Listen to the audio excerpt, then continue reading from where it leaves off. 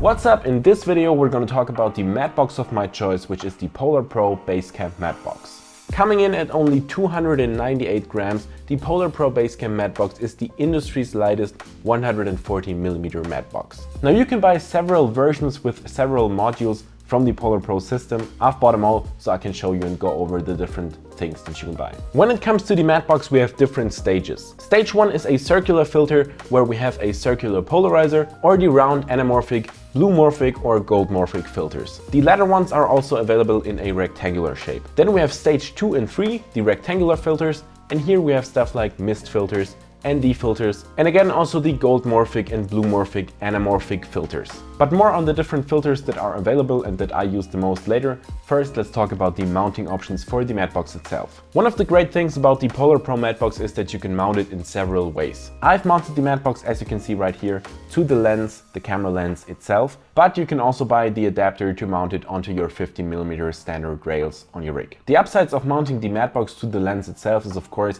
it's great for gimbal use. Also, if you put your camera like a real camera onto a bigger drone. And of course, since most of us are using photo lenses to film, if your zoom lens, like for example my Canon 24-70mm L lens, is extending outwards, it's not a problem because the matte box is attached to the lens. Of course, that wouldn't be possible if the matte box would be attached to the 50mm rails. However, one downside of mounting it that way is, of course, if you're changing lenses, you always have to screw off the filtering, the adapter off of the lens, put it onto the other lens when you change it, and then screw back on the matte box. So of course, both ways of mounting the matte box have their upsides and downsides, but it's nice to have both options, so whatever suits your workflow, you can use that or even change it up depending on the project. Now let's get back to talking about the filters. PolarPro is using a proprietary filter design, which again, as always, comes with upsides and downsides. Some of the upsides are they are only 2mm thick and the glass is 50% lighter than traditional filters. Also, we have this nice aluminum frame which allows fingerprint-free installation.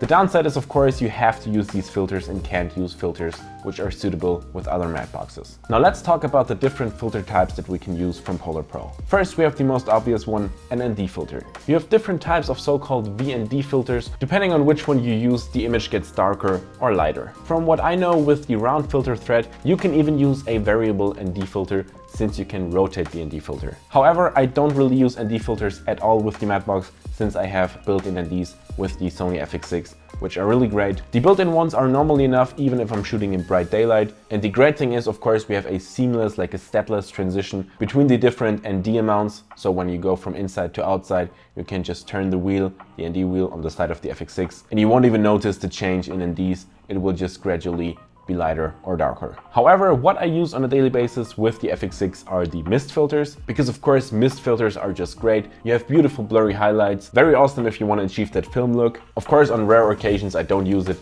if I want to have that very clean image, but most often having some blurred highlights are just looking good. Hold on, which mist filter do I use exactly? Mist. It's just called mist. When I put the filter in, I was really worried that it would like fall out if I would for some reason turn the camera around, but it doesn't, because once you screw it in tight, it doesn't move, it doesn't come out, and it stays in the place where you put it. And now let's get to some more creative stuff with the anamorphic filters. Again, the filters available are the blue morphic and the gold morphic filters. I personally have the blue morphic filters and I've used them in the past on a music video. Here you can see some example shots. They look really good most of the time. However, what I really don't like, if I'm zoomed really far out on a wide angle, for example in this shot on 24mm, when it comes to the edges of the image, like for example the upper or lower part on this image, what I really don't like and what really doesn't sell the anamorphic look at all is that the streaks get round when it comes to the edges. Like as you can see right here, it's not a straight line, it's not the straight anamorphic flare that we used to with real anamorphic lenses. No, it gets round like this and like this. And that doesn't look really good. Oh, and since you can turn the round filters, of course, since I have the circular anamorphic filters, you could also turn around the anamorphic lens flare just like this. I don't know why you would do it, maybe for some creative effect in a music video, I don't know. Just wanted to tell you. One more thing that is really not good when you use the anamorphic filters is when you put it into bright light sources, you have these weird straight lines in the image, which of course come from the string in the filters. If you don't know, there's a really cheap way to create this anamorphic look by putting fishing line in front of your lens, and that's basically it. In this glass filter thread from PolarPro, you just have a few lines in the glass to create this anamorphic look. And again, it just doesn't perform that good when you point the camera straight into the bright light sources. What's also available is a graduated neutral density filter. However, I don't have that and I've never used it, so here's an example from the website. And yeah, that's basically everything I have to say about this Mattebox. To summarize it, I really like the Mattebox. I bought it for around 1,100 euros, so about the same in dollars. I had to ship it from the US to Germany, where I'm based at. So also I had to pay a lot in shipping and taxes.